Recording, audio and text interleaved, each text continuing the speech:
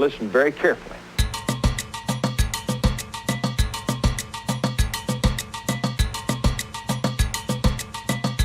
One of the things that's really struck me here in the Bella Center is that while there are endless sessions about how poor countries should adapt to climate change, there are very few sessions, if any, that are looking at the role that corporations are playing in creating this crisis.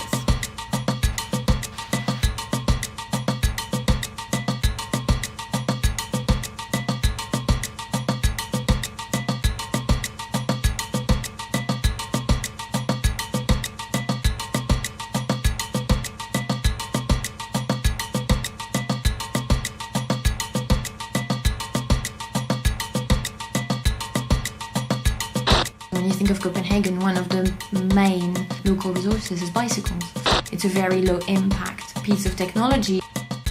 It's versatile, it's multifunctional, you can do so much more than bring one person from A to B with a bike.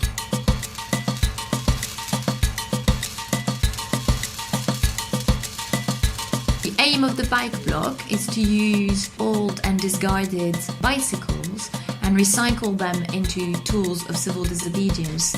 As it demonstrated our aversion to pretending to be artists. We regarded ourselves as engineers to assemble our work in the style of a mechanic. And what is a double trouble? It can be used for moving things, moving people, can be turned into something that can maybe get through fences. The focus of the Reclaim Power protests is denouncing false solutions and creating space to talk about those real solutions that are finding so little space inside the Bella Center. Loads of small autonomous groups of people on bikes to hopefully open spaces for other people to get to the Bella Center. So we want to use these groups to siphon the police attention away. We'll be flying from every single direction. There'll be bikes, there'll be people on feet. So many different tactics.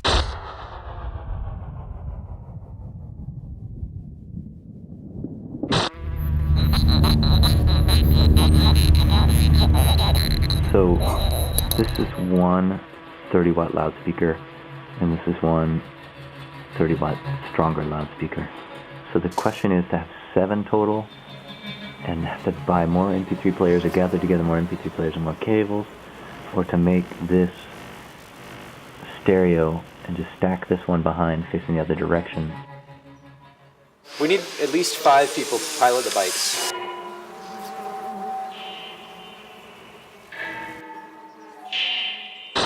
We're just having bike block training. There's about 150 people here, all on bikes, learning how to swarm together.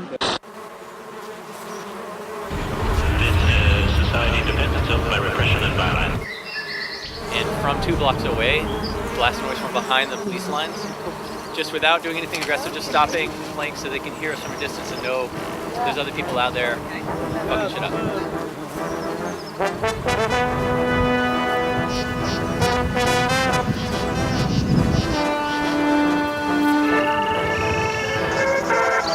Police launched a campaign of terror. No one was safe from arrest. We did the siphon, we siphoned them all off. It's great, and we did it to music, it's beautiful, really beautiful moment. There's a very quick announcement. 200 people walked out of the conference to come and try and join us.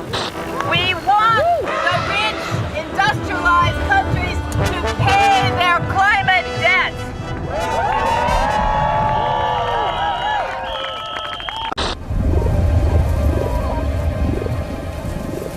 What seems to us an odd choice is just part of an efficient process that ultimately results in the swarm finding the right place to settle. So choosing bike isn't necessarily a mistake. It has plenty of nooks and crannies where they can build their cone. Die Idee stammt aus einer Art Londoner Denkfabrik, dem Kollektiv, The Laboratory of Insurrectionary Imagination. Also ich war auch schon jetzt zufällig in Kopenhagen bei den Protesten gegen diesen Klimagipfel im letzten Dezember dabei. Und da hatten wir auch eine Gruppe mit Sound, aber das ist noch viel, viel ausgefeilter jetzt hier. So this is what we call a DDT. First of all, you spend weeks and weeks composing sounds, and you load them into a program that can fire sounds out of different outputs. Later, those sounds split into 5 different channels. 4 of those channels of audio are broadcast on FM pirate radio, which are the 4 antennas on this bicycle contraption. And this is the subwoofer for the center channel, which is also the seat.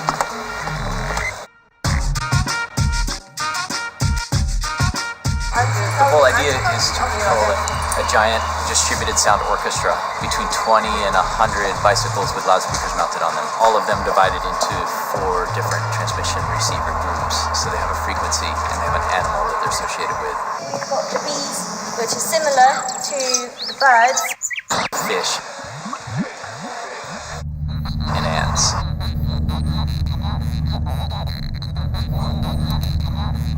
Try to remain in our group, and if each group does that, then we'll really have the quadraphonics effect.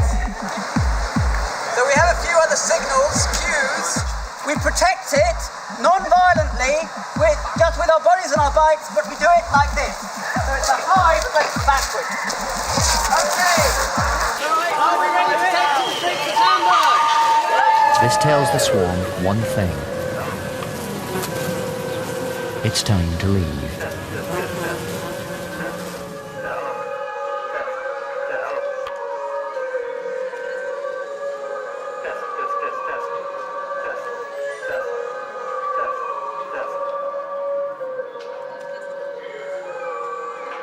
They spring back and forth, thus producing new distortions. Anybody who has an FM radio could receive these signals. It doesn't matter if you tune to our frequencies or not. If you're within about a half a block, it's just going to blast your whole FM dial. But it'll be brief because we're rolling. As we go through the city, the sound reacts to the space. For instance, when we pass a petrol station, there's a collage talking about oil and carbon and environmental apocalypse. That's what all the fuss is about, oil.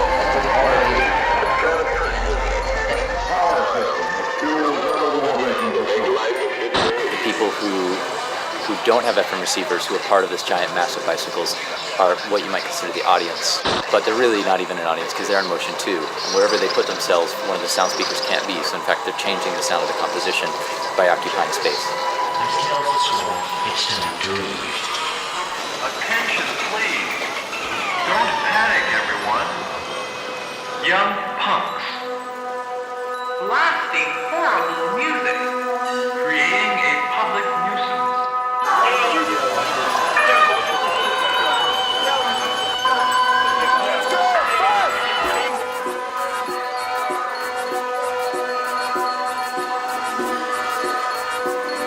This network may well be the most significant profit center of communications companies.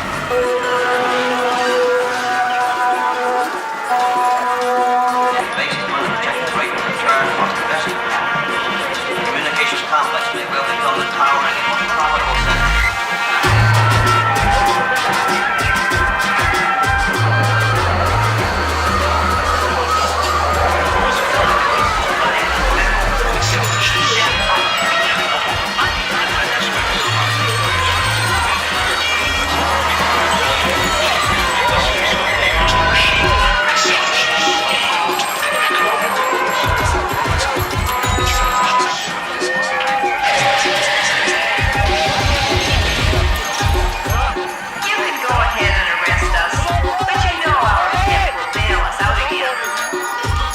Does it directly infringe upon the rights of others?